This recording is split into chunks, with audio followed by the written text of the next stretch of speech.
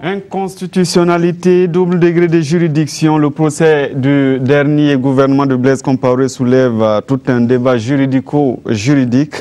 S'il donne du grain à moudre aux chercheurs, le commun des Burkinabés ne comprend pas du tout ce qu'il se passe réellement dans cette affaire.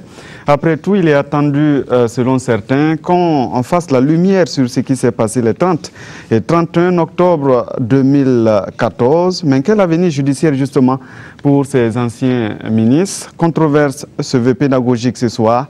Nous parlerons de la question justement de l'inconstitutionnalité, le risque d'impunité et bien sûr l'avenir de ce procès. Bonsoir à tous.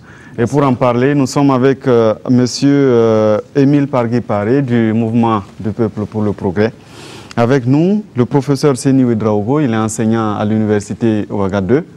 Avec nous aussi, monsieur Wilfried Zoundi. Monsieur Zoundi a été membre de la Haute Cour de justice, notamment vice-président de cette institution.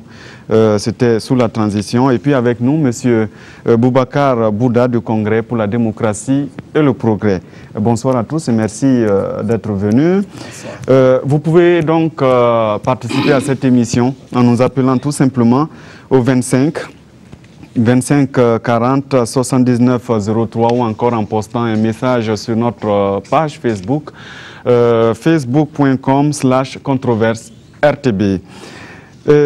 Messieurs, on vous a souhaité la bienvenue.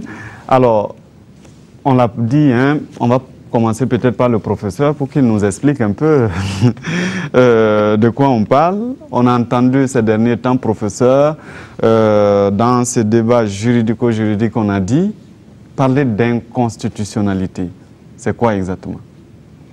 Merci, M. Gongo, pour l'invitation.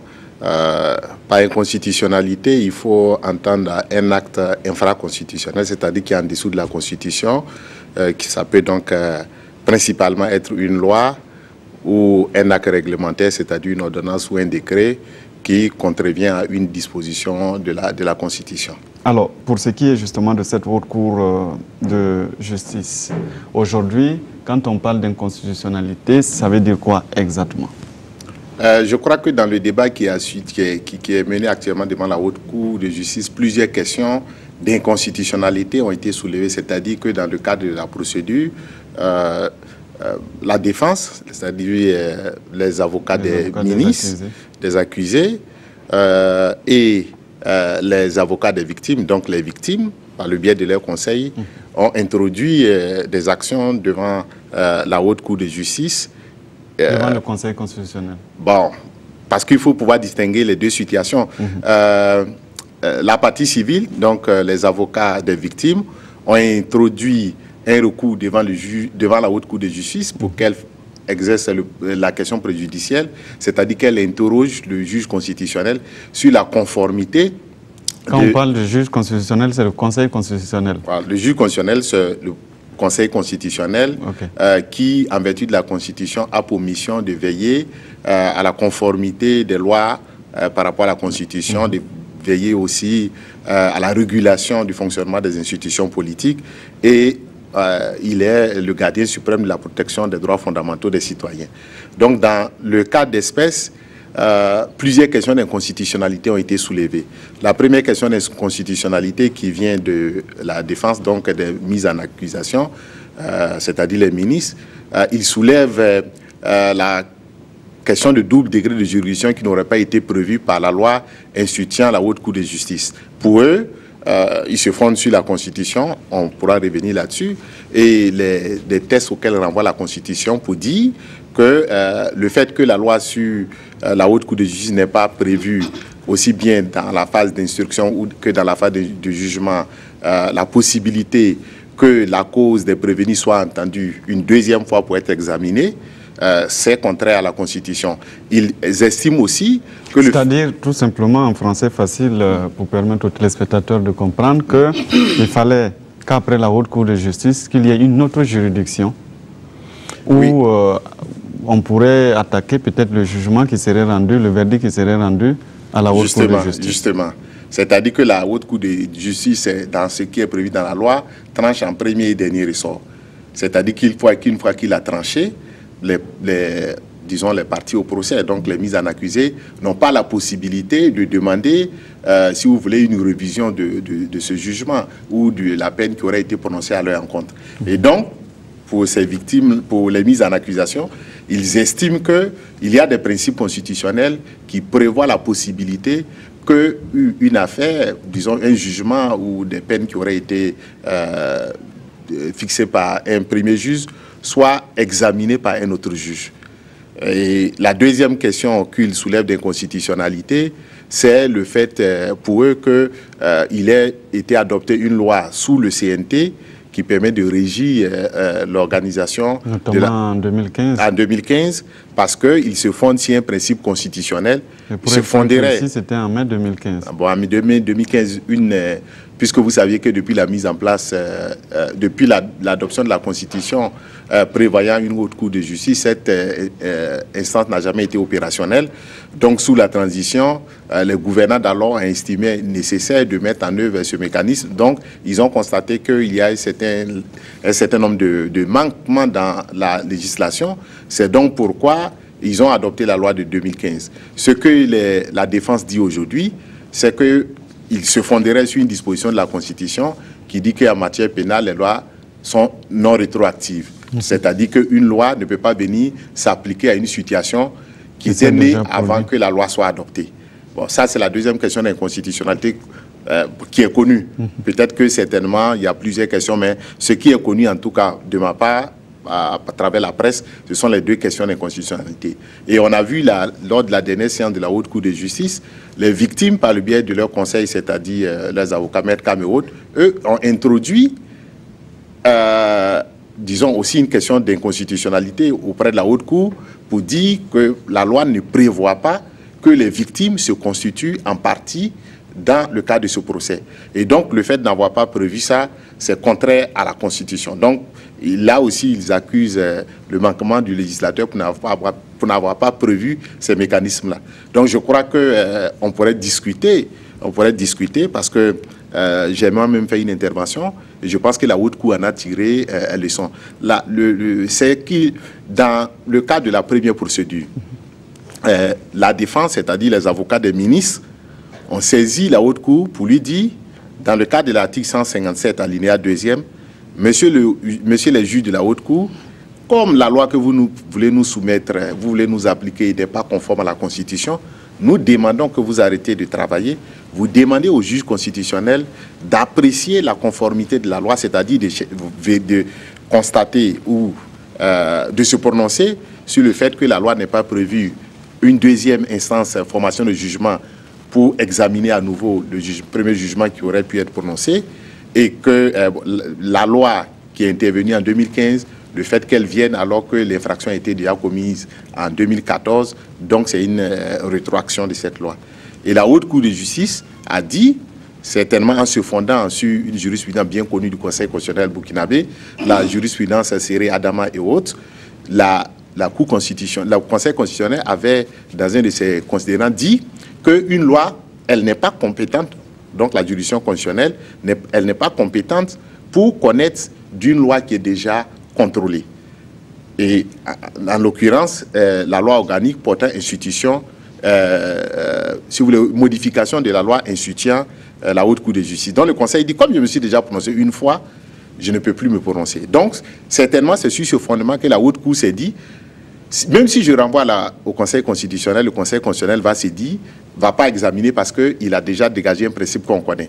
Mais sauf que si on lit l'article 157 alinéa 2e, la disposition est claire, dit que si la Haute Cour est saisie, toute juridiction d'ailleurs est saisie, elle sursoit à statuer et demande au juge constitutionnel, comme c'est vous qui êtes chargé d'assurer la protection de la Constitution, donc de veiller que les lois et autres sont conformes ou non à la Constitution, il faut systématiquement renvoyer, ce qui est une mauvaise chose, c'est une mauvaise législation. Ça aussi, on aura l'occasion d'en parler. Bon, la Haute Cour ne l'a pas fait.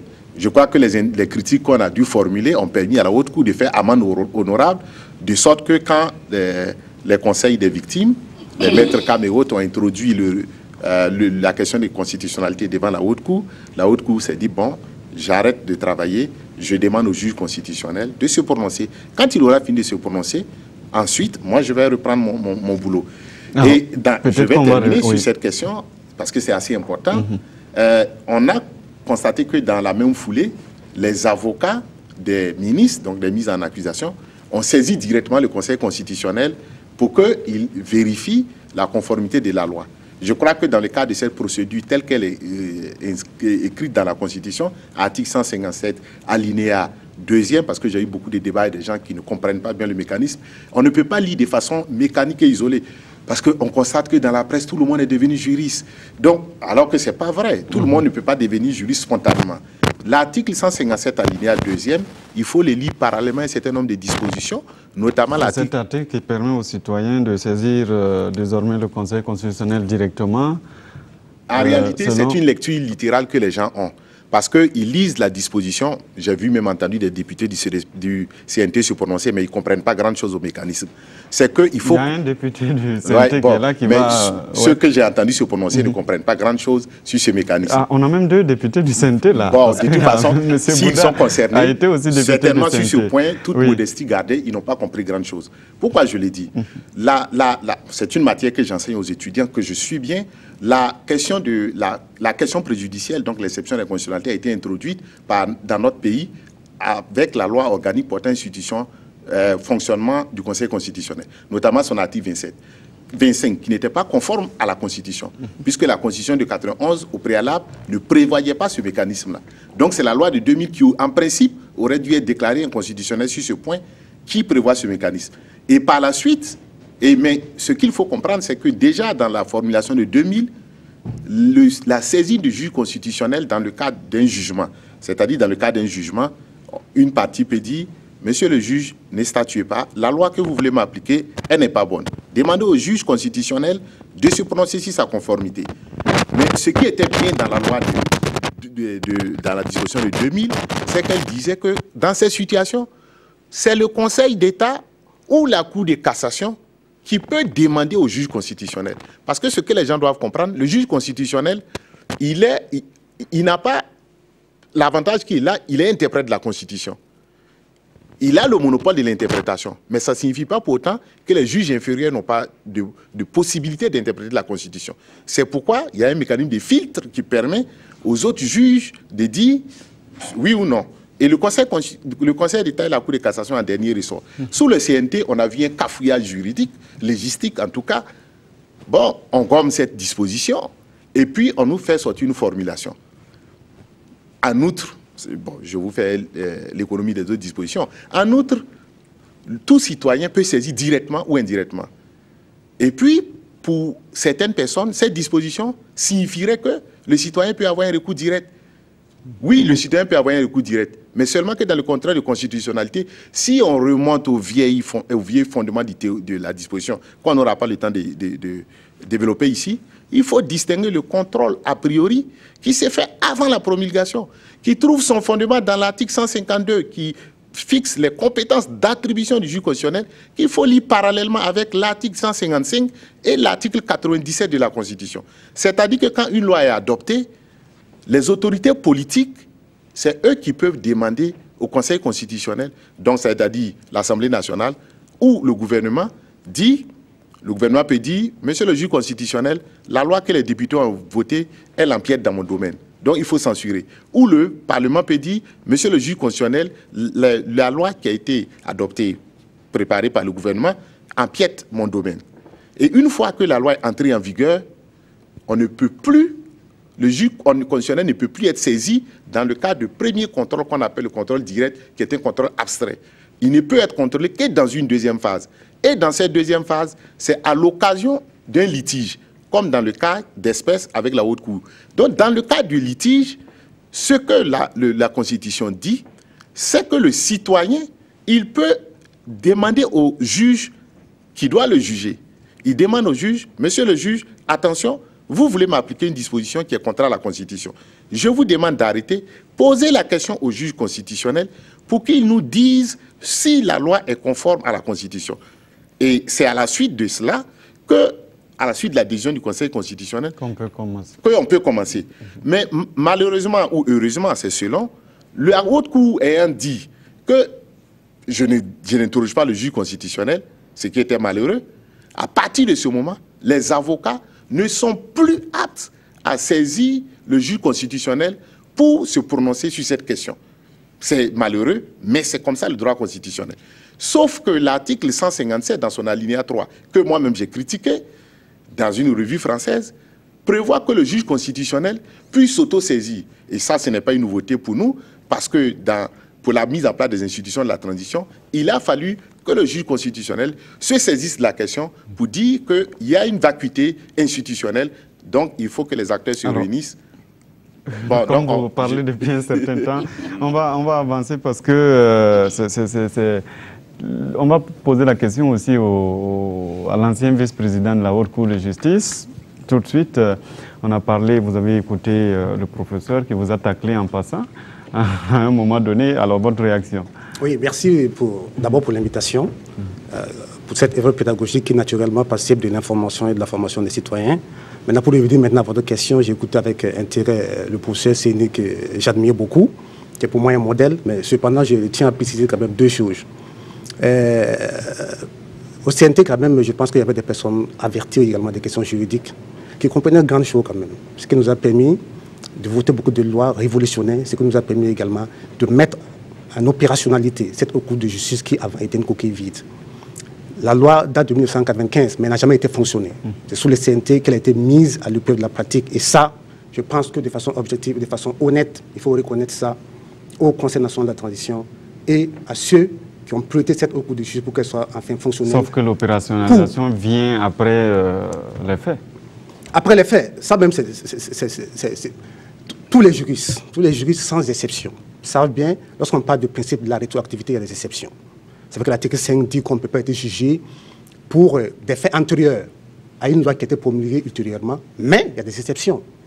Oui. Il y a des exceptions, il y a le principe de la rétroactivité in mutus, ce qu'on appelle le principe de la rétroactivité de la loi pénale plus douce. D'ailleurs, c'est-à-dire si on avait par exemple modifié le code pénal pour diminuer les peines qui s'appliquaient pour les infractions d'homicide par exemple, en ce moment, la loi pouvait rétroagir. Secondo, il y a ce qu'on appelle les lois pénales de forme. Les lois pénales de forme s'appliquent automatiquement. Elles sont d'application immédiate. Ça également, c'est une exception. Or, la loi pourtant procédure applicable devant la Haute Cour de justice concerne la forme, pas le fond. En ce moment, elle rétroagit. C'est mon avis en tant que technicien du droit et en tant que spécialiste également du droit pénal. Cela dit, le professeur également nous a taquiné en disant qu'il y a eu un cafouillage juridique. Non. Je pense que l'expression est quand même osée. Il n'y a pas eu de cafouillage juridique. Parce que 90% des lois qui sont venues au Conseil national de la transition émanent du gouvernement, ce sont des projets de loi. Et les projets de loi émanent du gouvernement. Et au sein du gouvernement, il y avait quand même les maîtres des maîtres du droit constitutionnel et du droit du Burkina Faso dans le gouvernement. Et ça, c'est important de le souligner. Donc, c'est un travail sérieux qui a été fait, un travail qui doit être apprécié à sa juste valeur, sans chauvinisme aucun, sans narcissisme aucun. Cela dit, je pense également que, comme je l'ai dit, j'ai pas devant moi la loi organique qui a été adoptée le 16 mai 1995, qui est signée, je vois ici, le président Dr Boinsan Assegné. Et qui avait peut-être reçu aussi un avis favorable de la Chambre constitutionnelle de l'époque. Oui, bien sûr, puisque ce qui est important de souligner, c'est que les lois organiques, conformément à l'article 155 autant pour moi, et 97 de la Constitution, doivent d'abord être soumis au contrôle préalable obligatoire de conformité à la Constitution au Conseil constitutionnel. C'est ce qu'on appelle le contrôle a priori de la conformité obligatoire, avant d'être promulgué. Il a bel et bien fait de citer ici la décision de Serré et autres. C'est-à-dire, d'abord, qui date de août 1995, j'ai même la décision ici, dite décision où le juge constitutionnel s'est déclaré incompétent. Je pense que lui-même faisait partie des députés qui ont saisi le Conseil constitutionnel pour déclarer en inconstitutionnalité la loi organique qui régit la Haute Cour de justice qui a été modifiée sous le CNT, et également les mises en accusation. Et le Conseil constitutionnel s'était déclaré incompétent, conformément également à une décision qu'il avait prise le 1er juin 1995.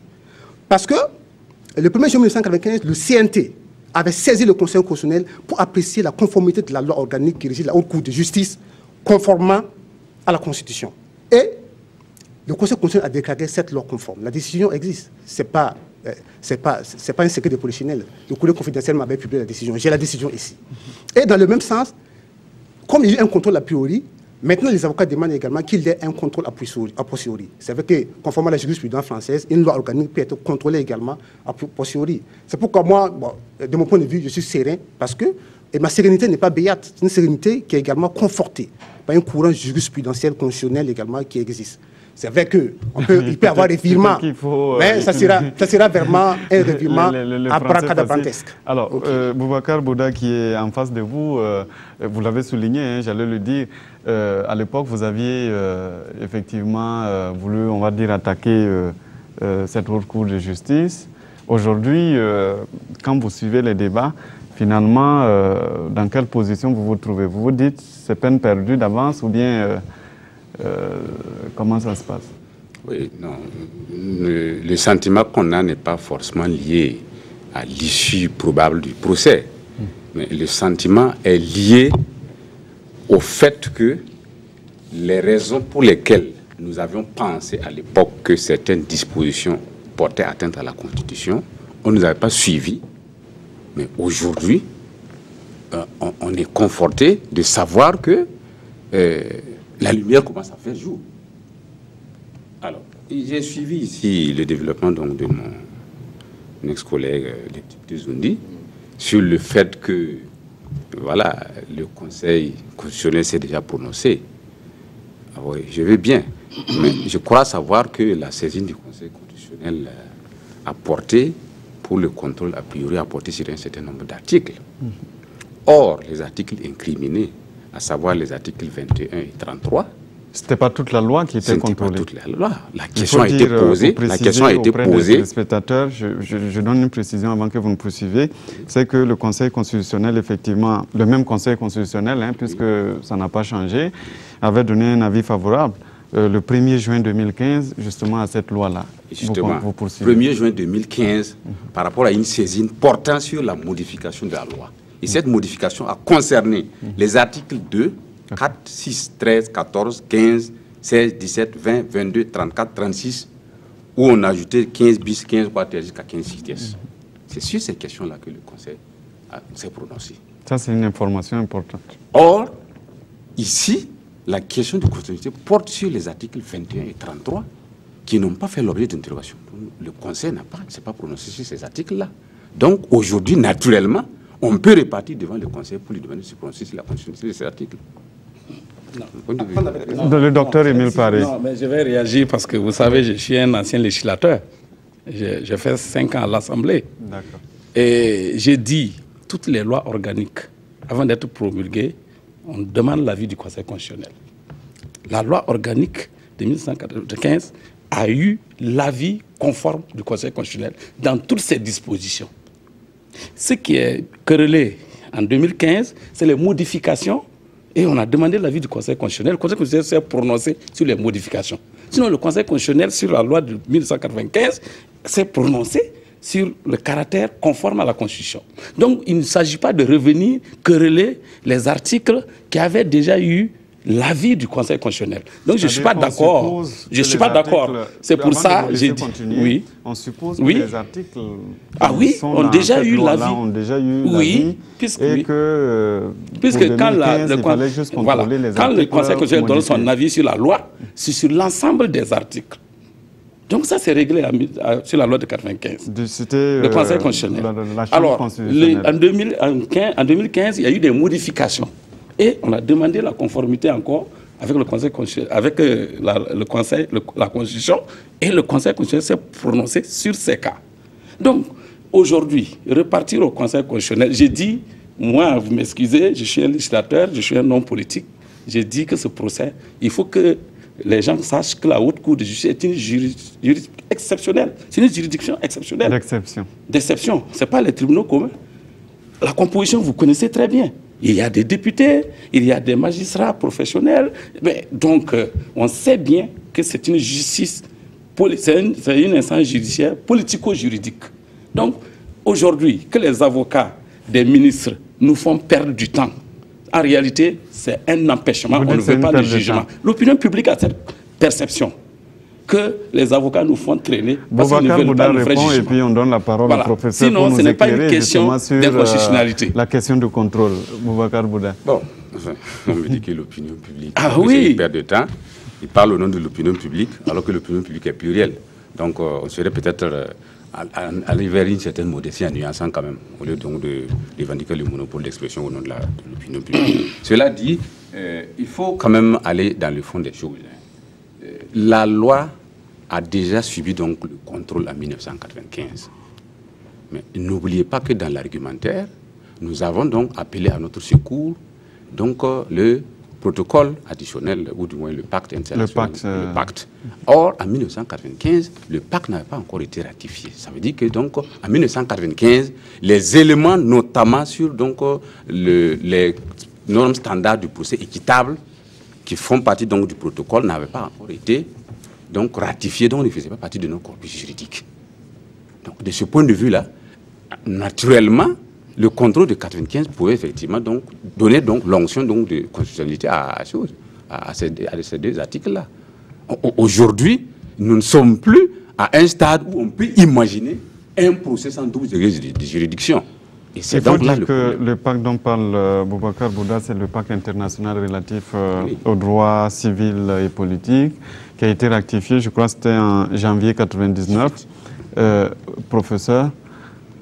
Bon, moi, je crois que... Sur le contrôle d'abord. Oui, je crois qu'il faut dépassionner le débat. C'est vraiment, on est dans la technique juridique. C'est pas... je crois que ce n'est pas par la passion qu'on va arriver à avoir la conviction. Mais nous sommes en controverse, donc parlons de la passion. On est dans la controverse, mais je me demande... non, je crois qu'il y a une citation aujourd'hui. Il faut se calmer, regarder les principes juridiques de plus près, avec de la distance. Et puis, si on veut aller à un procès, aller au procès sereinement. Je suis d'accord avec M. Boubacar sur un certain nombre de principes. De toute façon, si la procédure devant la haute cour est escamotée, il n'y a rien à faire. Le Burkina va faire l'objet de sanctions au regard de la jurisprudence abondante de la Cour de justice de la CEDEAO, de la Cour africaine des droits de l'homme, de la jurisprudence du Conseil des droits de l'homme des Nations Unies, parce que les jurisprudences sont claires. Vous savez, on ne peut pas lire une disposition. Le droit, c'est une technique, c'est une science qui s'apprend. Et donc, il faut aussi comprendre les arcanes du droit. M. Boubacar parlait du pacte international sur les droits civils et politiques, qui depuis 1991 font partie de notre bloc de constitutionnalité. Mieux, vous avez dit que ce texte a été ratifié en 1998 par le Burkina. Seulement, c'est que vous regardez un certain nombre de dispositions, particulièrement l'article 14 du pacte qui dégage les principes fondamentaux du procès équitable.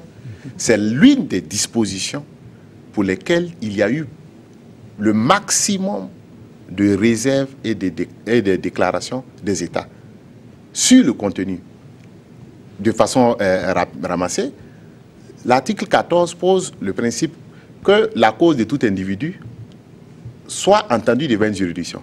C'est le fondement de l'inconstitutionnalité de la loi qui est soulevée par les avocats de la partie civile.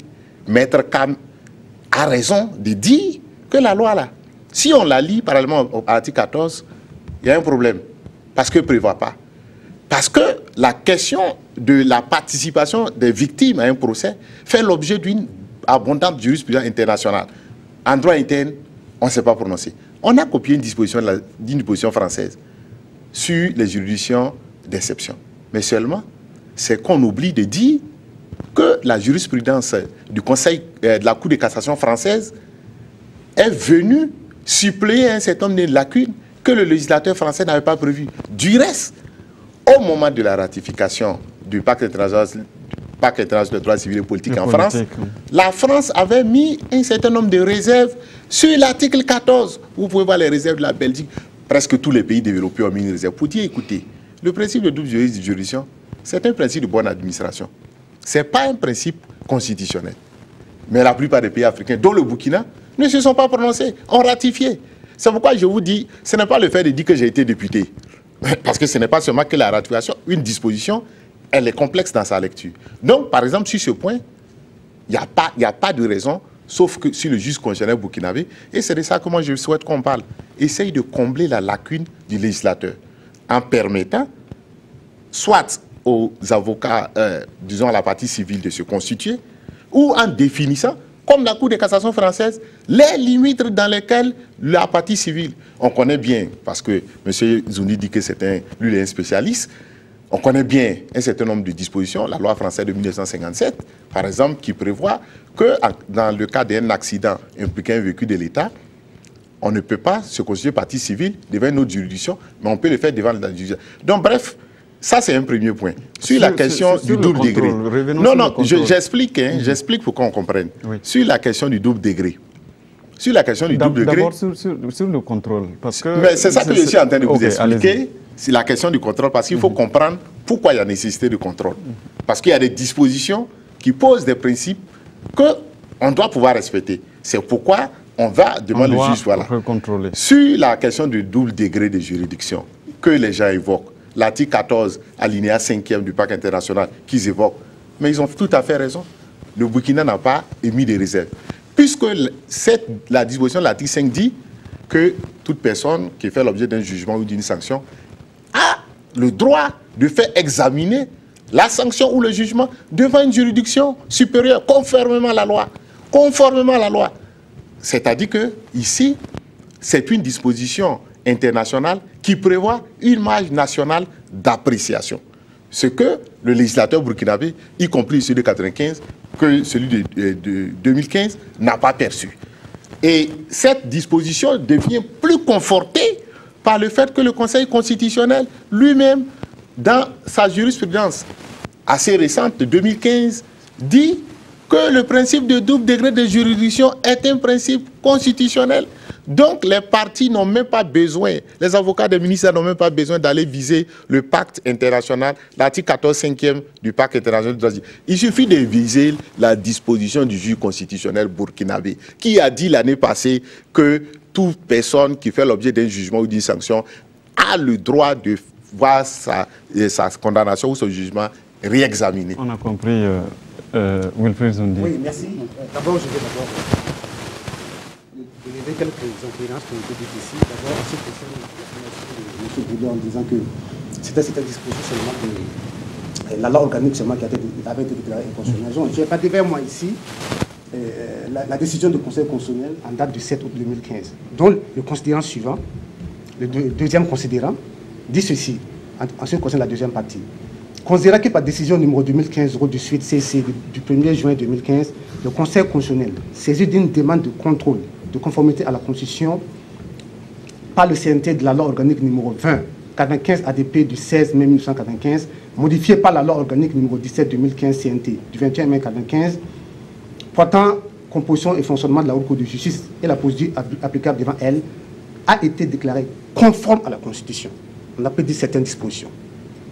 C'est la loi qui a été déclarée conforme à la Constitution. Je vais terminer. Monsieur, vous dites que vous êtes un spécialiste. Je vais terminer. Si vous êtes spécialiste, il faut raisonner en spécialiste parce que vous connaissez la technique de l'effet cliché, de la double détente. Vous ne pouvez pas balancer des formules comme ça et puis vous... Non, je ne balance pas. Non, il n'a fait que lire une décision, professeur. Pour le moment, il n'a fait que lire une décision.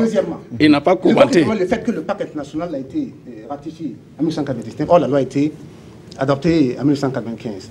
Or, la Haute Cour était prévue dans la Constitution de 1991. Ça, il faut le rappeler. Cela est important. Mais ce qui est important de rappeler, c'est que la Constitution est supérieure aux traités et aux conventions internationales. Ça, c'est fondamental. Depuis 1997, par l'arrêt... Je vais terminer. L'arrêt Sarah Livachi en 1998. C'est que le procès m'a serré cela. La Constitution est supérieure. Et d'ailleurs, il a bien fait de rappeler que dans le préambule de la Constitution, au niveau du 10e, 11e et 12e, on a fait référence à ces conventions internationales. Donc ça veut dire, si dans la Constitution burkinabé même, on a fait référence aux conventions internationales, telles que le pacte international relatif aux droits civils et politiques, ça veut dire que le Conseil constitutionnel... Est-ce que ce n'est pas ça peut-être qui nous condamne plus? Non, ça ne nous condamne pas. Et puis ce qui est important de dire, c'est qu'on a ratifié en 1998, mais en 2015, le 1er janvier 2015 et le 7 août 2015, le Conseil constitutionnel a déclaré la loi sur la Cour de justice, le contrôle a priori conforme à la Constitution. Ouais. Donc, ça veut dire que la Convention internationale est prévue dans le préambule de la Constitution. Le préambule faisant partie intégrante de la Constitution, elle est également valeur constitutionnelle. Donc, et puis d'ailleurs, c'est important de souligner que le principe du défaut, je suis pour le procès équitable, je suis pour le double degré de juridiction, mais le principe du défaut du double degré de juridiction n'est pas une exception historique dans l'organigramme judiciaire burkinabé. le tribunal militaire ne connaît pas les doubles degrés de juridiction, sauf le pouvoir. Il y en a de même la chambre criminelle de la Cour d'appel qui ne connaît pas également les doubles degrés, sauf le pouvoir. Et même la loi portant procédure applicable devant la Cour de justice, l'article 33 prévoit le recours en révision. Ça, on n'en parle pas. Même si le recours en révision est fait conformément aux conditions prévues par la loi. Non, le fond du problème, je vais vous dire, c'est un débat que je ne comprends pas. Vous pouvez pas non, il faut que le professeur Seni sache que moi, je suis contre qu'on donne au contenu du débat là un contenu hautement juridique. Le problème de fond, c'est quoi? Il y a eu un recours devant le Conseil constitutionnel. Moi, je crois que nous tous, on n'a qu'à attendre la décision du Conseil constitutionnel. Attendons la décision constitutionnelle. Parce que ce que nous sommes en train de faire là, c'est comme si nous devons donner des cours ou nous devons donner des enseignements au Conseil constitutionnel. Puisque les avocats des ministres ont saisi le Conseil constitutionnel, Maître Kam a saisi le Conseil constitutionnel, moi j'ai dit que attendons le Conseil constitutionnel et s'il prononce, nous devons tout suivre. C'est ce que je connais. Donc, c'est que si vous rentrez dans des débats juridico-institutionnels, internationaux et autres, vous imaginez l'opinion publique. Ce qui intéresse l'opinion publique, c'est qu'il faut que le jugement ait lieu. Parce que si c'est une procédure pour bloquer le jugement, pour que effectivement les membres du gouvernement ne soient pas jugés, c'est ça qui va être un problème. Parce qu'il faut faire très attention aussi que la justice n'est pas au-dessus de la souveraineté populaire. Donc c'est extrêmement important. Donc nous, on n'est pas là pour... qui n'a pas réagi depuis un certain temps. Ah oui. Non, bon, moi je ne sais pas comment il faut réagir parce que la lecture de la décision que M. Zouni vient de... Parce qu'il estime que c'est toute la loi qui a été contrôlée. Vous parlez de quelques articles. Bon. Enfin, je ne sais pas, il y a une technique quand même. Hein. En matière de contrôle de constitutionnalité, il y a une technique. Et comme il est dit, on ne va pas rentrer donc dans ces considérations-là, mais Zouni sait. Ça, c'est la conclusion. Et c'est un considérant qu'il a lu. Il y a tout un travail, il y a toute une technique pour donc ce genre de contrôle-là. Moi, je ne vais pas rentrer dans les détails. Donc, je sais seulement que, comme il a dit, on va donc suivre donc la décision du Conseil constitutionnel, attendre la décision du Conseil constitutionnel. Mais cela n'empêche pas qu'en tant que praticien ou alors en tant qu'acteur politique, nous puissions déjà apprécier. Et voilà. Et dans l'appréciation, on s'entoure de tous les éléments à notre possession. Et c'est ce que nous sommes en train de faire. Autrement, on n'aurait pu ne même pas trouver d'intérêt à l'émission et puis dire, bon voilà, tout le monde doit attendre. Or, au-delà de cette émission, il y a toute une série d'émissions organisées où les gens donnent leur point de vue, alors que tout le monde sait qu'on va se plier à la décision du Conseil constitutionnel. L'idée, comme on l'a dit, c'est vraiment d'expliquer à la population ce qu'il se passe. Afin que, quand le Conseil constitutionnel va donner sa décision, qu'au moins, on puisse comprendre pourquoi le Conseil constitutionnel allait dans tel sens. Si tant est qu'effectivement, c'est le droit qui a été dit. Ça aussi, il faut le dire. Et là, je profite de dire en passant que c'est une juridiction d'exception. Bon, mais qu'on nous dise clairement que nous sommes dans un état d'exception, avec donc ces juridictions d'exception, et puis on y va. Mais si nous sommes donc dans un état de droit, et nous voulons utiliser les mécanismes juridiques, si ça doit nous coincer, bien que ça nous coince. Mais on ne peut pas, parce qu'on se rend compte qu'on est coincé peut-être par la règle de droit, se soustraire subitement pour dire que non, c'est des juridictions d'exception. Oui, on aurait dû asseoir carrément un état d'exception et puis tout le monde aurait compris. Alors, professeur. Non, moi je crois que peut-être qu'on ne se comprend pas. C'est normal. Émile Paré, c'est mon ami, il est médecin. Il ne s'agit pas de soigner un patient. C'est des institutions, des normes qui ont des problèmes. Voilà, donc il est député, il a voté des lois, mais on a besoin de bien expliquer. Moi, si vous voulez comprendre, en fait, on est tous pour le jugement. Tous pour le jugement. Mais pas un jugement à pas de course. On veut un jugement dans un délai raisonnable qui respecte les exigences du procès équitable. Pour ne pas qu'on fasse l'objet de condamnation. Moi, c'est ça mon souci. Ce n'est pas l'impunité. De toute façon, le jugement des ministres, ce n'est pas extraordinaire. Laurent Fabius, aujourd'hui, il est président du Conseil constitutionnel français. Il a été jugé dans l'affaire des sangs contaminés, mais on l'a relâché. Ségolène Royal, elle a été jugée en 2000, elle a été relâchée. Donc, les ministres qui ont été jugés, c'est pas ce que nous on demande. Monsieur Paré, c'est... Voilà, maintenant, les Maurice Amigo, voilà, donc, c'est pas... La mise en œuvre, tout. Absolument. Ce que moi, je veux qu'on comprenne, ce n'est pas le procès qu'on recuse. Seulement, si on veut éviter les conséquences dommageables de ce procès, il faut qu'on les fasse dans les bonnes règles. Et on a la possibilité, devant le juge constitutionnel, de régler ce qui est défaillant. Je vous ai parlé tout à l'heure du juge... Sur l'aspect justement exceptionnel de la Haute Cour de justice. Non, moi je... Parce que c'est un tribunal d'exception, tout le monde le sait. Le problème en droit, ce n'est pas le caractère exceptionnel de la juridiction qui est un problème. Ici, ce n'est pas ça. Que ce soit devant la juridiction internationale ou devant... Ce n'est pas le problème. Ce n'est pas le caractère exceptionnel de la juridiction. Le problème, c'est le respect de ce qu'on appelle les exigences du procès équitable. Même une institution quasi juridictionnelle, comme le CEC, par exemple, Conseil supérieur de la communication, l'ARCOP, ils peuvent prendre des décisions. On peut les attaquer pour non-respect des exigences du procès équitable. Donc, il y a des principes qu'on doit respecter. Ce qu'on doit savoir, ce que Dondi dit, moi je suis surpris qu'un spécialiste tienne de tels propos. La Constitution, comme on enseigne aux étudiants en première année, n'est pas une tente dressée pour le sommeil. Donc, il y a les circonstances nouvelles du droit peuvent amener le juge constitutionnel à réviser lui-même sa jurisprudence ou à opérer ce qu'on appelle le contrôle de double détente. Parce que ce que M. Zoundi ne sait pas, quand le juge constitutionnel vérifie la constitutionnalité d'une loi, il utilise ce qu'on appelle le considérant Balai. C'est bien ce qui s'est passé dans la loi de 1995. Il prend certaines dispositions qu'il regarde et puis il juge que ces dispositions sont conformes. Il dit donc la loi est conforme à la Constitution. Ça, c'est le considérant Balai. Le juge constitutionnel... Mais il y a quand même qu'il conclut sur toute la loi. Il conclut sur toute la loi, ce qui ne l'empêche pas de revenir là-dessus.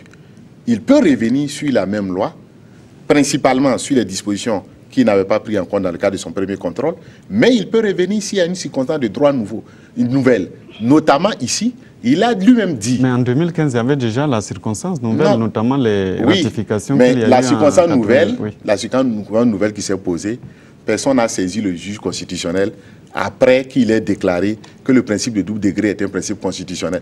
Personne ne l'a saisi pour lui dire il y a telle juridiction là qui ne respecte pas le principe de double degré. Donc maintenant, il y a des gens qui ont une affaire. Donc dans le cadre de l'affaire, on doit leur appliquer une loi. Ils estiment que la loi a un problème, conformément à ce que le juge constitutionnel a dit l'année passée. Donc, le juge constitutionnel burkinabé, moi j'ai même fait une décision, j'ai même fait des commentaires là-dessus, le juge constitutionnel burkinabé va nous dire ce que lui il entend. Moi, ce que je souhaite, c'est que dans cette situation-là, si le juge constitutionnel burkinabé, il veut appliquer la Constitution, il rejette le recours des avocats des ministres. Qu'est-ce qu'ils vont faire? Ils vont aller devant la CEDEAO, dire que suivant la Charte africaine des droits de l'homme, le Pacte international des droits civils, etc., j'ai été privé du droit effectif à un recours. Comment le Burkina se défend? C'est pourquoi on doit apporter des solutions. C'est ça que, moi, c'est pour ça que je suis là. Comment on trouve les solutions? Pourquoi on corrige ces défaillances-là? Donc, si le juge constitutionnel, il lit la Constitution littéralement, il va dire, c'est réadamment... On aborde en même temps la deuxième partie de l'émission, c'est-à-dire qu'aujourd'hui, voilà, qu'est-ce qu'il faut faire face à cette situation si tant est qu'il y a risque que le Conseil constitutionnel peut-être se déclare incompétent ou bien se saisisse du dossier et que peut-être même déboute aujourd'hui la Haute Cour de justice et qu'on dise que la Haute Cour de justice est incompétente pour juger cette affaire. Qu'est-ce qu'il faut faire? Non, ce n'est pas ce qui va arriver. Ce qui peut arriver, la Haute Cour, de toute façon, elle va exister. Elle va faire son travail. Le recours des avocats... Même quand il n'y a pas de double degré. Même quand il n'y a pas de double degré. On peut choisir de dire, bon, on applique, on a notre disposition, on lit l'article 14 tel qu'on l'a emprunté. Regardez, M. Zoundi, sans vous suggérer une jurisprudence particulière ou une littérature particulière, regardez l'affaire Gaïsso contre l'État d'Espagne, vous allez comprendre ce que je dis. Le juge constitutionnel peut dire, nous on s'en fout. Mais il n'y a pas de problème. À la fin du jugement, les gens vont à la CEDEAO. Point barre. Maintenant, si on veut éviter, c'est le juge constitutionnel burkinabé de dire ce que j'avais dit double degré là. Ça veut dire, par exemple, qu'on a la possibilité d'aller en cassation pour faire examiner aussi bien en fait et en droit. Mais donc, à ce apparemment, la Haute Cour de justice est au même niveau que non, ce que je vous dis, de cassation. Non, c'est possible. Il suffit de parce qu'on est en matière judiciaire, on peut trouver, et c'est une infraction criminelle. Donc, il y a la chambre criminelle de la Cour de cassation. C'est ce que je dis, ça dépend du mécanisme que nous mettons en place. On peut dire, parce que les pays qui ont mis la réserve à l'article 14, c'est ce qu'ils ont dit. Ils ont dit, c'est le cas de l'Allemagne, la Belgique, quoi. Ils ont dit, nous, de toute façon, ça ne va pas s'appliquer chez nous. Parce que chez nous, si tu es jugé une fois, la même décision peut retourner devant la Cour de cassation pour examen. Et le Comité des droits de l'homme des Nations Unies précise à l'Espagne, quand je dis double degré dans mon entendement, ça veut dire que tu vas regarder aussi bien les faits que le droit. Donc, nous, le Conseil constitutionnel n'a pas le droit de dire qu'il n'est pas compétent. S'il fait ses lectures littérales, il nous crée des problèmes. Parce qu'une partie des problèmes vient de lui. J'ai dit une partie des problèmes parce que c'est lui qui a dit que double degré, c'est constitutionnel. Donc, s'il n'utilise pas l'article 157 alinéa 2e, il faut qu'il utilise l'article 157 alinéa 3e. C'est-à-dire, il peut dire, bon, messieurs les ministres, c'était les avocats bon, qui défendent les intérêts des ministres, c'était la haute cour qui devait me saisir. Elle ne m'a pas saisi, je ne vous reçois pas. Mais comme l'article 157 dit que moi, je peux me saisir de toutes les questions qui relèvent de mes compétences, je me saisis. Ou la Cour constitutionnelle peut dire, bon, vous êtes, du cas, il recevra votre recours. Mais comme la haute cour de justice m'a posé une question pour savoir si il y a la constitution des partis civils et constitutionnels ou pas, je fais ce qu'on appelle en droit le relevé d'office. En plus de cette question, je vais me permettre de traiter une autre question qui a un lien avec votre décision. En ce moment, le juge constitutionnel burkinabé peut dire, bon, la haute cour, quand vous allez finir de juger, on va peut-être mettre une deuxième formation. Et il peut inviter le législateur, ce qu'on appelle les injonctions. Il peut demander au législateur de mettre en place la constitution de cette deuxième formation. Ou il peut dire, monsieur le juge, que cette décision sera examinée par la Cour de cassation. S'il dit ça, il a réglé le problème de double degré de juridiction. Il ne peut plus partir ailleurs. Donc, en ce moment, on fait notre jugement sans problème. Personne ne peut aller. Question de non-rétroactivité. Ils se préparent, ils veulent aller devant la Cour de la CEDEAO. Le juge constitutionnel va dire, écoutez, affaire Hissène Habré, le juge constitutionnel, la Cour de la CEDEAO a dit que le fait qu'on ne puisse pas saisir le Conseil constitutionnel dans le cadre d'un contrôle d'inconstitutionnalité, ce n'est pas la violation de l'article 14 qui prévoit un droit de recours direct. Donc ça, c'est déjà évacué. Deuxième problème, vous dites le double degré et vous dites que la loi... Vous parlez d'Hissène Habré, je précise que Hissène Habré, c'est l'ancien président tchadien, dont les faits se sont déroulés dans les années 80-90, alors qu'un tribunal spécial a été créé en 2014 au Sénégal, il a été jugé. Donc aussi bien, c'est juste la précision pour permettre aux téléspectateurs de comprendre, comme c'est trop technique. Donc, sur le recours des députés, des avocats, des ministres, le juge constitutionnel peut dire, Hissène Habré, le contrôle de constitutionnalité n'est pas un privilège. Donc ça, et je me conforme à quoi, à mon article 152, je balaye ça. Ils ne peuvent pas aller quelque part. Double degré, voilà comment on doit encadrer le double degré. Et ça nous permet, la haute cour fait son jugement tranquille. Tout le monde est quitte. S'ils ont été condamnés, tant mieux. S'ils ont été, tant pis, c'est selon. Mais on ne va pas dire d'un fétichisme, on sort des techniques juridiques qui n'ont rien à voir avec cette situation. Et puis on dit on ne va pas jurer. Non, c'est pas possible. Par moment, est-ce que... non, je voulais répondre. Oui, Boubacar Bouda réagit. Moi, je suis en phase avec ce que le professeur est en train de dire. C'est vrai que, voilà, vous aurez compris que... Vous n'êtes pas forcément... C'est pas que je ne suis pas forcément d'accord. Je vais dire que voilà, ce serait à la déception de mon grand frère Barré, parce que, voilà, lui, il aurait aimé que, voilà, on se situe au niveau donc, des attentes de l'opinion, sans avoir égard aux techniques, aux normes, ainsi de suite. Et c'est ça qui fait que...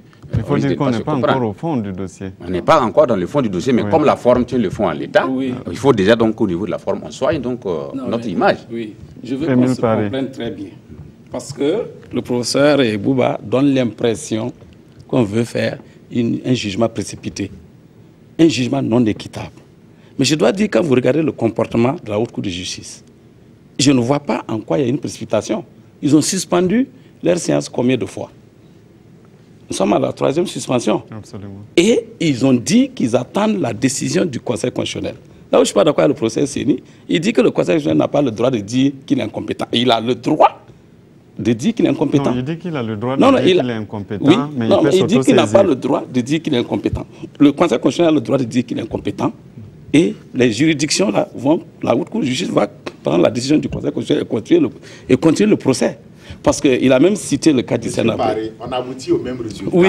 Donc, que vous faites maintenant, le fond du problème... Moi, je fais du marathon. Non, le fond du problème, c'est que vous... Non, là où je ne suis pas d'accord avec le professeur de Bouba, il donne l'impression qu'on veut faire une justice non équitable. C'est une impression que vous donnez. Alors que jusque-là, la Haute Cour de justice est en train d'être dans les procédures normales du jugement.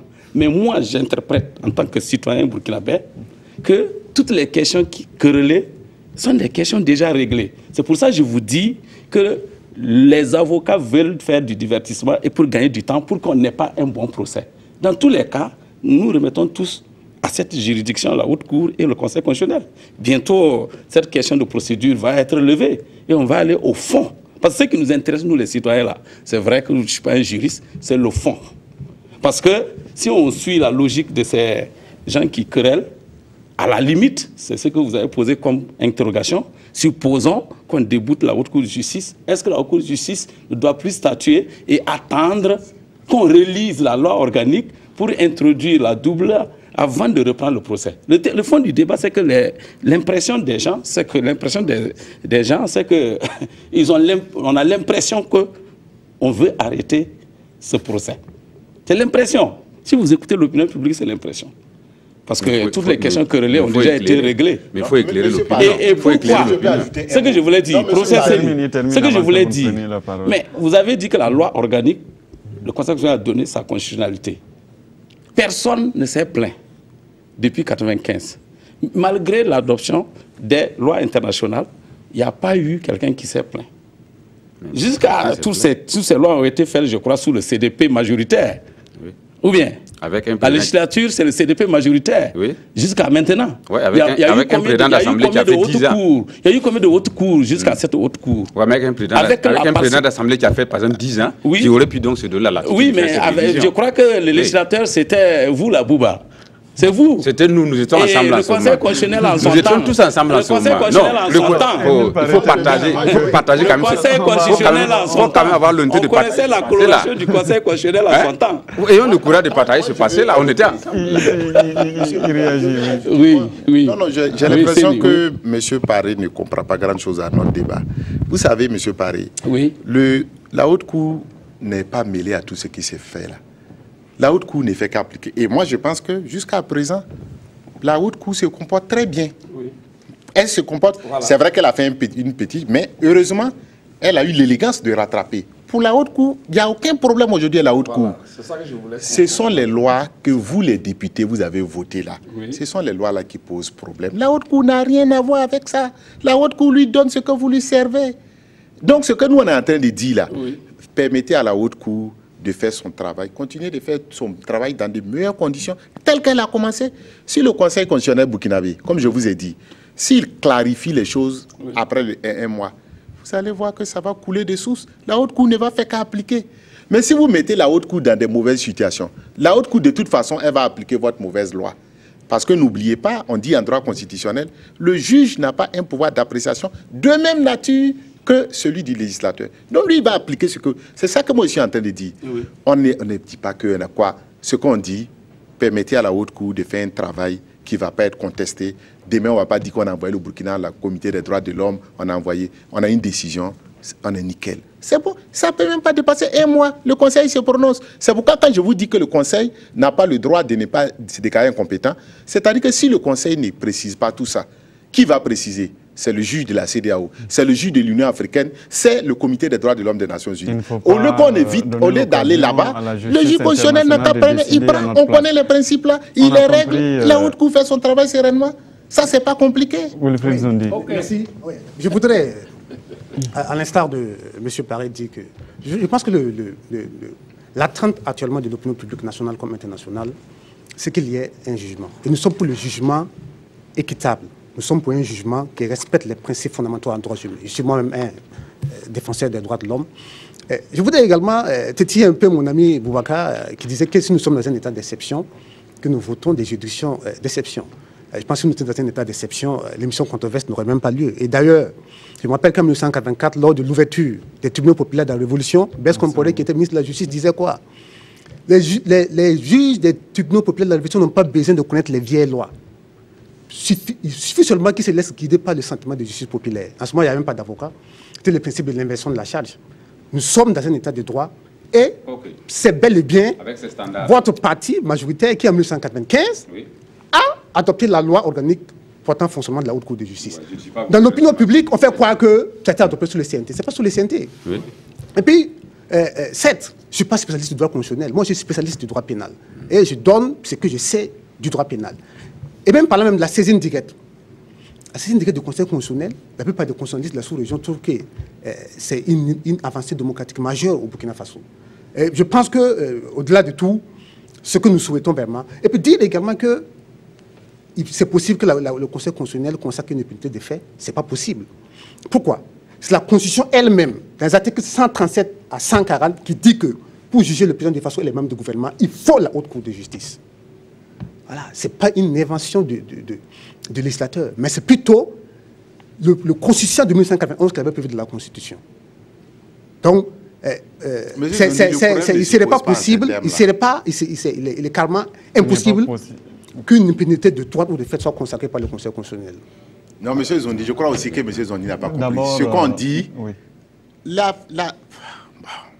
je suis désolé de devoir expliquer des choses qui sont basiques. Là, ce n'est pas le problème. Ce n'est pas... Ah oui. Non, mais on s'efforce d'expliquer. Ce n'est pas la juridiction d'exception qui est le problème. Ce n'est pas ça. C'est quelques principes qui posent problème. Nulle part, bon, je n'ai pas vu les exceptions, mais devant aucune juridiction, on ne peut défendre l'idée que la Haute Cour est une juridiction exceptionnelle, donc elle est contraire aux droits de l'homme. Ce n'est même pas possible. Ça peut aller nulle part. Vous avez vu Hichem Habré, les chambres préliminaires, première saisine de Hichem Habré, ils ont dit c'est contraire. La Cour de la CEDEAO a dit quoi? Lisez l'article. Non, allez-y lire l'article 14, alinéa 2.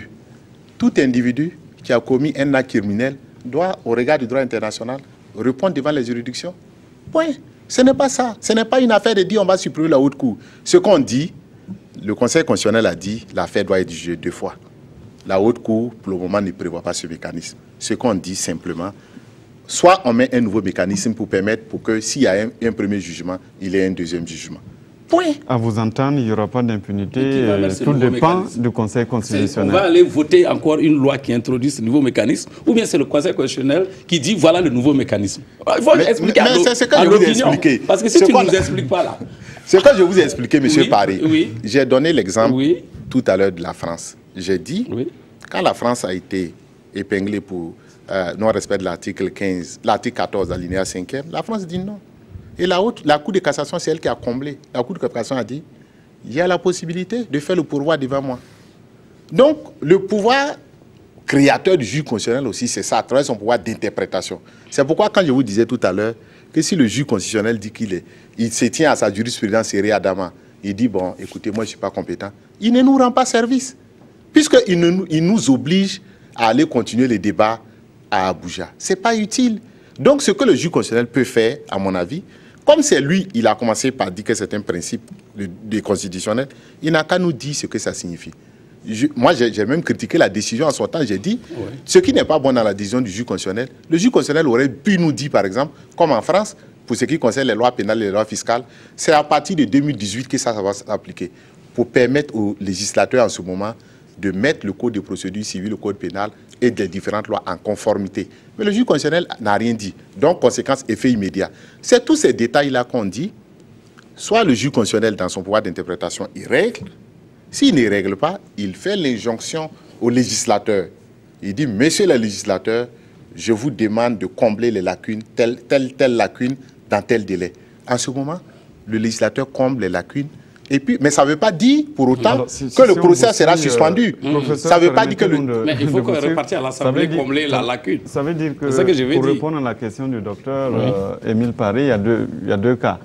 Le Conseil constitutionnel peut, par l'interprétation, régler le problème ou repartir à l'Assemblée nationale, demander aux législateurs de corriger un certain nombre de dispositions de la loi. C'est tout. On a bien compris. Voilà. Alors, on est avec Adama Coulibaly, qui vient d'entrer dans ce studio avec les questions des téléspectateurs. Oui, bonsoir Simon Gongo, bonsoir chers téléspectateurs. Ce soir, nous avons juste une réaction et 2 questions. Réaction tout d'abord aux questions. Ok, Monsieur Boureima, bien à Léo, est-ce que ce n'est pas parce que la liberté provisoire a été accordée aux accusés que les avocats font traîner le jugement? Je pense que s'ils étaient en prison, les avocats auraient plutôt plaidé pour que justice soit rendue dans les plus brefs délais. Et M. Thomas Zagré à Ouagadougou, n'y a-t-il pas une question d'inconstitutionnalité au niveau de la Haute Cour de justice? Et pourquoi le législatif qui a voté la loi peut être en même temps juge? Et enfin, M. Bourema Yambré à Ouargayo, sa question s'adresse à M. Paré. Quand on votait la loi portant création de la Haute Cour de justice, vous qui étiez parlementaire en son temps, l'avez-vous défendu? C'est tout pour ce soir. Monsieur Paré, merci à vous, Adama Koulibaly. Non, mais moi j'étais législateur de 97 à 2002. C'est ça. Donc la loi organique de 95 était déjà votée et la Haute Cour de justice aussi a été déjà installée. Peut-être si vous n'étiez pas d'accord, vous auriez dû proposer oui, une relecture. Non, mais de toute façon, cette loi n'est pas venue en débat au moment... Vous savez, la Haute Cour de justice, c'est maintenant que vous opérationnalisez la Haute Cour de justice. Vous savez, en son temps, moi j'étais à l'opposition. J'étais député du PDP-PS et vous savez très bien le Touguili de l'époque. Mon cher, la Haute Cour de justice était une justice creuse. Il n'y avait rien dedans. Ils n'ont jamais cherché à ça. Ils n'ont jamais cherché à ça. Ils vont juger Blaise. La preuve que tout de suite, cette Haute Cour de justice, pour son opérationnalité, on a dit qu'on ne peut même pas juger Blaise Compaoré pour attentat à la Constitution. Vous voyez? Voilà. Donc c'est pour dire... Non, je réponds à la question. Vous avez demandé, la loi était déjà votée. Mais là, vous aurez pu donc avoir une réponse utile en me disant, bon, je suis venu trouver une loi que j'estime à mon âme. Je ne suis pas pour la modification. Moi, je ne suis pas pour la modification. C'est vous qui demandez de modifier avec le procès CENI. Moi, je ne suis pas pour la modification de la loi. Mais pourquoi je vais demander ça? Dans ce cas-là, comprenez-vous, parce que M. Zoundi a semblé dire ici que c'est nous qui avons voté la loi, et ainsi de suite, comme pour nous interpeller. Vous avez voté au CNT. Le CNT, c'est pas... C'est une transition. Vous-même, vous avez parlé du pouvoir que nous avons géré, et vous avez voulu vous démarquer donc du pouvoir que nous avons géré ensemble. Oui. Voilà. Non, on n'a pas géré ensemble. Nous avons géré le pouvoir ensemble. Non, jamais. Voilà. Moi, je suis à l'opposition depuis le vous héritez de l'actif du CDP, vous héritez également de son passif. Là, non.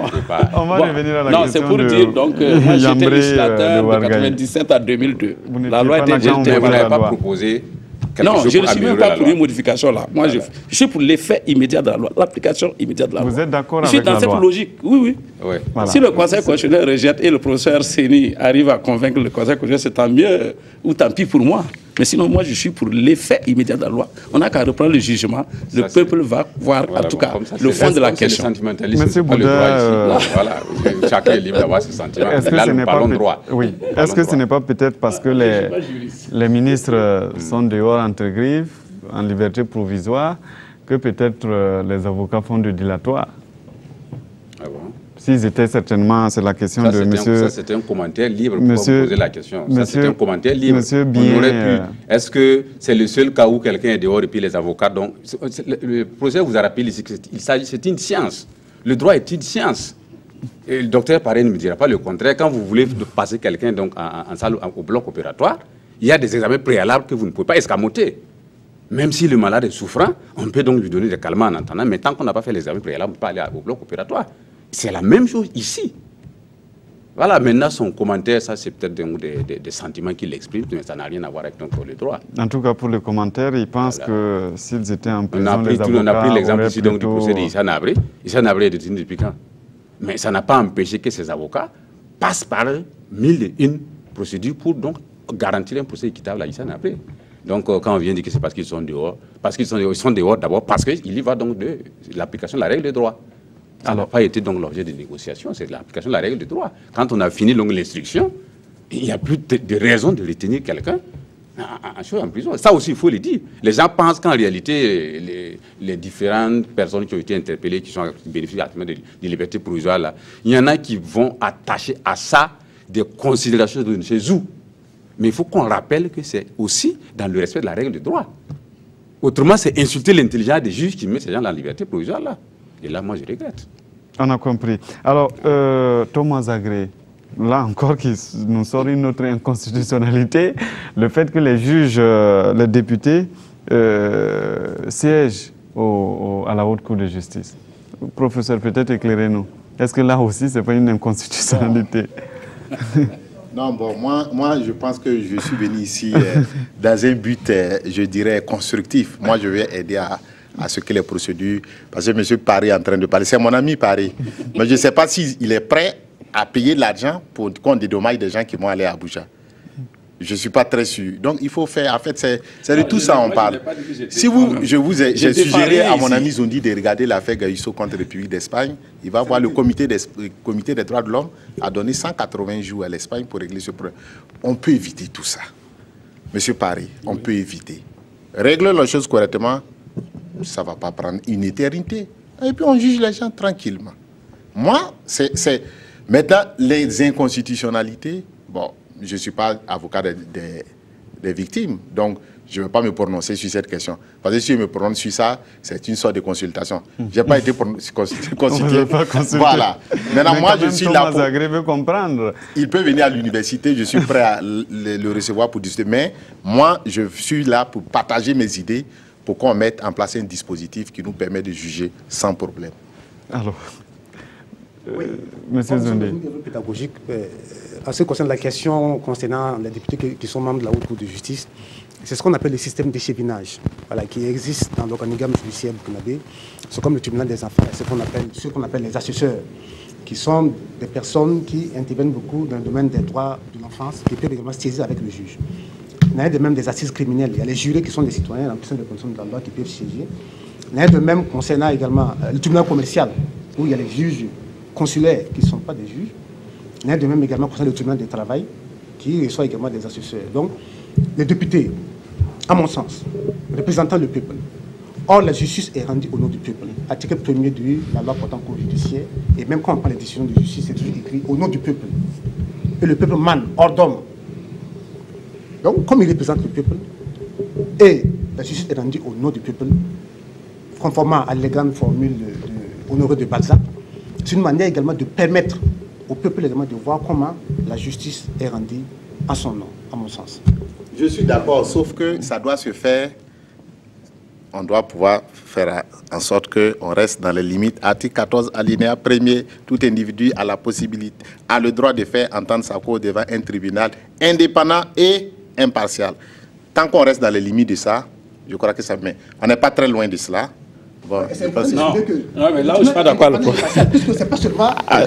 il ne remet pas en cause l'indépendance et l'impartialité de la haute cour. Est-ce que tu remets en cause, est-ce que tu remets en cause l'indépendance et l'impartialité de la haute cour? Monsieur Paris, Monsieur Paris, oui. Moi, je suis un technicien. Non, on a demandé pourquoi Monsieur Zoundi a fait, j'ai dit, je ne vais pas répondre. Monsieur Zoundi a fait le développement. J'ai dit, on s'assure que ça arrête dans les canons d'une disposition. Je n'ai rien dit. Si on veut, après, on va continuer le débat. C'est tout. Mais, moi, je suis là constructif. Boubacar Bouda a secoué sa tête. Non, bon, moi, je il faut dire que dans la nouvelle constitution, effectivement, la Haute Cour de justice va disparaître. Oui. Voilà. Donc, moi, je vais dire que, voilà. Ça a été statué. Ça va normalement disparaître. Voilà. Des cadres jurés parlementaires. Et il y a une loi organique qui va organiser la procédure. C'est le projet. Dans la formule actuelle, la Haute Cour de justice va disparaître. Tout à fait. Tout simplement. Mais je vais dire que par rapport donc, à la composition de la Cour, c'est vrai, il a rappelé qu'il y a des principes qui permettent donc d'associer telle ou telle catégorie de citoyens. Donc, mais ici, il y a que... on peut donc trouver aisément qu'il y a une violation flagrante du principe de la séparation des pouvoirs. Qu'il y ait donc le législateur qui vienne rendre des décisions de justice, c'est comme si effectivement on ne... C'est une justice exceptionnelle, d'exception. Est-ce que tu comprends le mot? C'est pas une justice, c'est pas une juridiction ordinaire. Mais monsieur Paris... Non, ce que tu dis là, c'est vous qui avez voté, non? Mais je suis en train de vous dire... Mais je ne comprends pas. J'allais répondre à ça. Ne dis pas qu'il y a une violation. Non, je vais vous répondre. Quand vous accordez sur le fait que c'est vous qui avez voté la loi, c'est vous qui avez voté la loi, on se situe sur le terrain de quel type d'argumentaire là? Est-ce que est-ce que vous pensez que c'est un argument qui est recevable que de soutenir qu'il y a une disposition qui ne répond pas aux préoccupations de l'heure, mais comme c'est vous qui êtes sur le banc des accusés, c'est vous qui l'avez voté, on s'en fout, on y va. Est-ce que c'est bien ça votre argumentaire? Non, je n'ai pas dit que c'est vous qui êtes sur le banc des accusés. Donc, ne revenez pas simplement, ne revenez pas chaque fois avec l'argument, c'est vous qui avez voté là, c'est vous qui avez voté là. Même si c'est Paul ou Y, enfin, Paul ou Pierre qui a voté la loi et que la loi comporte des lacunes, c'est de ça qu'il s'agit. Il faut voir comment est-ce qu'on va corriger, comme l'a dit le professeur là, pour qu'au finish, le peuple burkinabé donc ait les moyens de se concilier avec lui-même. Autrement, si on doit passer le temps à dire c'est parce que c'est vous qui avez voté la loi, mais vous avez été législateur entre 1997 et 2000. Si on fait le point, très probablement qu'il y a des lois que vous avez votées qui sont en déphasage avec les réalités aujourd'hui. Est-ce pour autant on va passer le temps à vous incriminer? On va chercher simplement à améliorer la loi. Du reste, la loi se bonifie à travers donc, la mise en pratique. C'est parce que tu as dit qu'il y a eu une violation. Mais c'est pas ce débat-là, on peut l'amener ailleurs. La Haute Cour de justice, ce n'est pas au Burkina seulement. Mais quand vous dites qu'il y a une violation de la séparation des pouvoirs, ça peut amener un grand débat. Ah oui, mais allons-y, allons-y.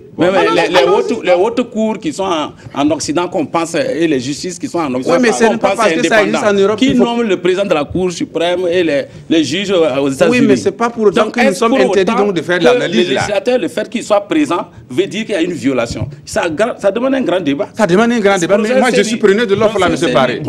Je suis preneur de l'offre là, on y va. D'accord. Ah oui, est-ce qu'il y a une violation? Moi, je ne vais pas rentrer dans des débats. Moi, je ne défends pas la Je sais que les députés... Pourtant, vous devez défendre la Haute Cour parce que le droit qui sera dit, ça fait partie la composition de la Haute Cour, moi, je ne défends pas ça. C'est lui qui parle parce que sinon, dans les réformes... Moi, j'ai dit seulement qu'il y a une disposition à laquelle il faut faire attention. Mais je peux vous rassurer que les députés peuvent être... La Haute Cour peut être composée de députés, ça ne pose pas de problème. Quand vous parlez de l'article de séparation des pouvoirs, c'est de quelle séparation des pouvoirs, de quelle conception de la séparation? Comment le juge manipule? Donc, il ne faut pas que vous réécoutez les concepts que nous, on utilise des fois, là, et puis vous voulez les transposer devant les juridictions. Donc ça, là, ça ne marche pas. La question de séparation des pouvoirs, là, ça, ce n'est pas un principe dont on peut se prévaloir, je dirais, efficacement devant le juge constitutionnel, devant un juge. Parce que ça, c'est des concepts de doctrine. Vous n'allez pas aller sortir les formules des universitaires pour venir. Donc ça ne va pas marcher. Voilà. Bon, c'est juste ce que je voulais ajouter sur cette question. D'accord. Wilfried, oui. Bon. Ce qu'il faut dire, hein, on est tous arrivés à se dire qu'ici, il ne sera pas question qu'il n'y ait pas de jugement parce qu'il y a des moyens de régler les différends qu'il y a à l'heure actuelle. Nous sommes dans la procédure, donc il ne faut pas que l'opinion se dise attention, il y aura certainement à un moment donné des ententes directes entre les politiques pour pouvoir déclarer un non-lieu parce qu'on entend cela et on le lit. Ils peuvent être rassurés. L'affaire du sang contaminé, c'est au milieu des années 85-86, mais les Fabius ont été jugés en 90. Donc ça... Quand vous prenez le jugement de Ségolène Royal, ça peut à peu près 5 ans. Donc, les gens, qu'ils comprennent que la justice, ce n'est pas le 100 mètres plat, M. Paré. La justice, c'est la sérénité. Ça aussi, il faut qu'on inculque ça aux gens. On va faire les choses tranquillement, ça va bien se passer. Mais vous-même, là, n'oubliez pas que ceux qui sont dans l'attente du jugement, ils souffrent plus que ce que vous croyez. Parce qu'eux aussi, ils attendent que la situation se règle vite pour être soulagés. Comme c'est eux qui utilisent les procédures. Parce que si c'était la Haute Cour ou, je ne sais pas, l'État qui utilisait les procédures, ils auraient pu évoquer une jurisprudence bien connue qui est de dire que le temps qu'il passe est contre le délai raisonnable et que c'est un traitement inhumain et dégradant, le fait d'attendre longtemps pour être jugé. Mais comme c'est eux-mêmes qui multiplient les procédures, ne pensez pas, ils souffrent dans leur chair en attendant. Donc, allons-y doucement. Et puis on règle les problèmes, et puis on les juge tranquillement. Oui.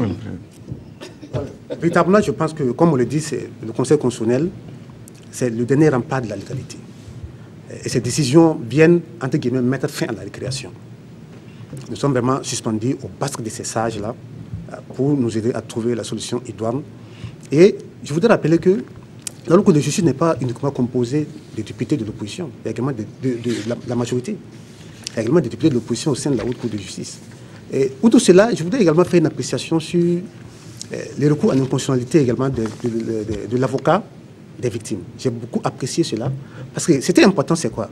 C'est que si la Haute Cour de justice, par exemple, ne condamne pas, par exemple, l'hypothèse où il n'y a pas de condamnation, il serait très très difficile pour les parties civiles d'avoir réparation. C'est ce qu'on appelle l'autorité de la chose jugée du pénal sur les civils. Mais avec la constitution des parties civiles devant la juridiction, ça les permettra naturellement également... Est-ce qu'il y a une chance d'aboutir sur la question rapidement? Moi, je pense que la question... D'aboutir à quoi? De toute façon, aux victimes de venir... oui, tout est question d'interprétation du juge constitutionnel. Tout en quoi interprétation, soit il renvoie au législateur ou il règle. Il peut faire... il peut se donner les moyens. Parce que, de toute façon, si on prend le pacte, 14, article 14 et article 15, comme on n'a pas mis des réserves, le pacte l'a dit que les parties civiles peuvent se constituer. Si on avait fait de la ligne de réserve comme la France, ou l'Allemagne, ou la Belgique, on aurait pu trouver. Mais je rappelle que, même en France, il a fallu que la Cour de cassation vienne au secours de la législation pour dire, même s'ils ne peuvent pas se constituer dans le cadre d'un procès pénal, on peut revenir sur les mêmes faits dans le cadre de la réparation dans une procédure civile. Ça, c'était juste... En fait, je donne cet exemple pour montrer comment le juge, il peut venir aider le législateur. Et ce qu'on souhaite de notre Conseil constitutionnel, c'est qu'il vienne aider le législateur quand il est en défaillance. On va s'arrêter là sur vos mots, professeur Seni Ouedraogo. Vous êtes enseignant à l'université Ouaga 2. Vous êtes venu participer à ces débats ce soir. Avec nous aussi, monsieur le docteur Émile Pargui-Paré du Mouvement du Peuple pour le Progrès. Avec nous, M. Boubacar Bouda du Congrès pour la démocratie et le progrès. Et avec nous, M. Wilfried Zoundi, ancien membre de la Haute Cour de justice, on va dire ancien vice-président d'ailleurs de la Haute Cour de justice. Merci, messieurs, d'être venus nous débattre avec nous et surtout éclairer l'opinion sur un certain nombre de débats sur la place publique. On espère qu'on a répondu à quelques-unes de vos questions, en tout cas. Merci pour votre fidélité et rendez-vous la prochaine fois pour une autre émission. Merci à toute l'équipe technique et toutes les équipes de la rédaction qui nous ont aidés à préparer cette émission. Et merci, bonne suite de programme sur la RTV.